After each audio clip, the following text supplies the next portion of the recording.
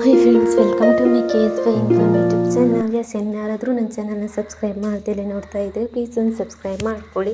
ಹಾಗೆ ನಾನಿವತ್ತು ಕ್ರ್ಯಾಬ್ ರೆಸಿಪಿನ ನಾನು ಹೇಳ್ಕೊಡ್ತಾ ಇದ್ದೀನಿ. ಕೆಲವೊಬ್ಬರಿಗಂತೂ ಕ್ರ್ಯಾಬ್ ಅಂದರೆ ತುಂಬಾ ಇಷ್ಟ, ಏಡಿ ಅಂದರೆ. ಸೊ ಬನ್ನಿ ಇದನ್ನು ಹೇಗೆ ಮಾಡೋದು ನಾನು ಹೇಳ್ಕೊಡ್ತೀನಿ. ಒಂದು ಬಾಣಲೆ ತಗೊಂಡು ಅದಕ್ಕೆ 1-2 ಸ್ಪೂನ್ ಆಗುವಷ್ಟು ಆಯಿಲ್ನ ಹಾಕ್ಕೊಳ್ಳಿ. ಹಾಗೆ 1 ಸ್ಪೂನ್ ಆಗುವಷ್ಟು ಜೀರಿಗೆ ಹಾಕ್ಕೊಳ್ಳಿ. ಹಾಗೆ ಜೀರಿಗೆ ಅಥವಾ ಸಾಸಿವೆನೂ ಹಾಕೋಬೋದು ಒಗ್ಗರಣೆಗೆ ಅದು. ಹಾಗೆ 1 ಈರುಳ್ಳಿನ ಸಣ್ಣದಾಗಿ ಹೆಚ್ಚಿಬಿಟ್ಟು ಹಾಕ್ಕೊಳ್ಳಿ. ಹಾಗೆಯೇ ಅದಕ್ಕೆ 1-2 ಕಾಯಿ ಮೆಣಸನ್ನ ತುಂಡು, ಹಾಗೆ ಕರಿಬೇವು ಸ್ವಲ್ಪ, 1 ಟೊಮೆಟೊ ಇಷ್ಟನ್ನು ಹಾಕಿ ಚೆನ್ನಾಗಿ ಫ್ರೈ ಮಾಡಿ. ಹಾಗೆ 1 ಸ್ಪೂನ್ ಆಗುವಷ್ಟು ಜಿಂಜರ್ ಗಾರ್ಲಿಕ್ ಪೇಸ್ಟ್ನ ಹಾಕ್ಕೊಳ್ಳಿ, ಶುಂಠಿ ಬೆಳ್ಳುಳ್ಳಿ ಪೇಸ್ಟ್.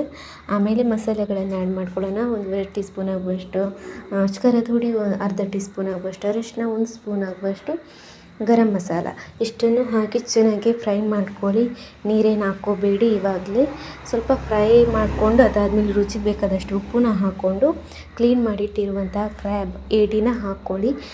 ಅದನ್ನು ಹಾಗೆ ಮಸಾಲದಲ್ಲಿ ಒಂದು ಸಲ ಮಿಕ್ಸ್ ಮಾಡಿಕೊಂಡು ಅದಾದಮೇಲೆ 1 ಲೋಟ ನೀರನ್ನ ಹಾಕ್ಕೊಳ್ಳಿ. ಹಾಗೆ 1 ಲೋಟ ನೀರು ಹಾಕಿದ್ಮೇಲೆ ಅದನ್ನು ಸ್ವಲ್ಪ ಹೊತ್ತು ಕುದಿಯೋದಕ್ಕೆ ಇಟ್ಬಿಡಿ. ಕೆಲವೊಬ್ಬರಿಗೆ ಕ್ರ್ಯಾಬ್ ಅಂದರೆ ಇಷ್ಟ ಆದರೆ ಅಡುಗೆ ಮಾಡೋಕ್ಕೆ ಬರಲ್ಲ ಅನ್ನೋರಿಗೆ ಈ ವಿಡಿಯೋ.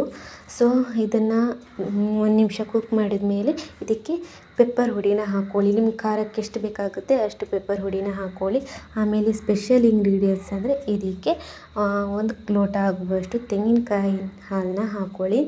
ತೆಂಗಿನಕಾಯಿದ್ದು ಹಾಲು ತೆಗೆದ್ಬಿಟ್ಟು 1 ಲೋಟ ಹಾಕ್ಕೊಳ್ಳಿ. ಅದಾದಮೇಲೆ ನಿಮಗೆ ಎಷ್ಟು ತಿಕ್ಕಾಗಿ ಗ್ರೇವಿ ಬೇಕು ಅಷ್ಟು ತನಕ ಕುದಿಸಿ ಅಷ್ಟೇನೆ. ಅದಾದಮೇಲೆ ಮೇಲ್ಗಡೆ ಕರಿಬೇವು ಸೊಪ್ಪು ಹಾಕಿದ್ರೆ ರೆಡಿ ಆಯಿತು. ನೀವು ಮನೆಯಲ್ಲಿ ಟ್ರೈ ಮಾಡಿ. ಹಾಗೆ ಏಡಿ ಅಂದರೆ ಇಷ್ಟ ಇರುವಂಥವರಿಗೆ ಈ ವಿಡಿಯೋ ಶೇರ್ ಮಾಡಿ.